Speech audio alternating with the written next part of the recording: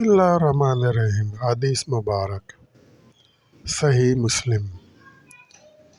رسول صلی اللہ علیہ وآلہ وسلم نے فرمایا، سب سے بڑا گناہ شرک، اس کے بعد بڑے بڑے گناہ کون سے ہیں؟ حضرت عبداللہ بن مسعود رضی اللہ تعالیٰ عنہ سے روایت ہے کہ میں نے رسول صلی اللہ علیہ وآلہ وسلم سے پوچھا کہ اللہ کے ہاں گناہوں میں سب سے بڑا گناہ کون سا ہے؟ تو رسول صلی اللہ علیہ وآلہ وسلم نے فرمایا، تو اللہ کے ساتھ کسی کو شریک ٹھہرائے حالانکہ اس نے تجھے پیدا کیا ہے۔ تو میں نے عرض کیا، کیا واقعی وہ بڑا گناہ ہے؟ میں نے پھر عرض کیا کہ اس کے بعد کون سا گناہ بڑا ہے؟ تو آپ صلی اللہ علیہ وآلہ وسلم نے فرمایا کہ اپنی اولاد کو اس ڈر سے قتل کر دینا کہ وہ تیرے ساتھ کھانے پینے میں شریک ہو۔ تو میں نے عرض کیا، پھر اس کے بعد کون سا گناہ؟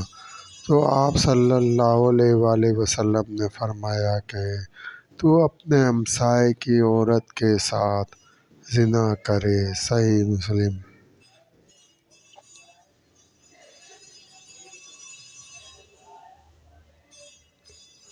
حضرت عبداللہ بن مسعود رضی اللہ تعالیٰ عنہ فرماتے ہیں کہ ایک آدمی نے عرض کیا کہ اے اللہ کے رسول صلی اللہ علیہ وآلہ وسلم، اللہ کے ہاں گناہوں میں سب سے بڑا گناہ کون سا ہے؟ تو آپ صلی اللہ علیہ وآلہ وسلم نے فرمایا کہ تم اللہ کے ساتھ کسی کو شریک بناؤ حالانکہ اس نے تجھے پیدا کیا ہے۔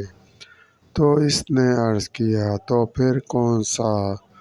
تو آپ صلی اللہ علیہ وآلہ وسلم نے فرمایا کہ تو اپنی اولاد کو اس ڈر سے قتل کرے کہ وہ کھانے پینے میں تیرے ساتھ شریک ہو۔ تو اس نے عرض کیا، پھر کون سا گناہ؟ تو آپ صلی اللہ علیہ وآلہ وسلم نے فرمایا کہ تم اپنے ہمسائے کی عورت کے ساتھ زنا کرو۔ پھر آپ صلی اللہ علیہ وآلہ وسلم کے اس فرمان کی تصدیق میں اللہ تعالیٰ نے یہ آیات نازل فرمائی، وہ جو لوگ اللہ کے سوا کسی اور کو نہیں پکارتے اور نہ ہی ناحق قتل کرتے ہیں اور نہ ہی زنا کرتے ہیں، اور جو لوگ ایسے کام کریں گے وہ اپنی سزا پالیں گے۔ صحیح مسلم۔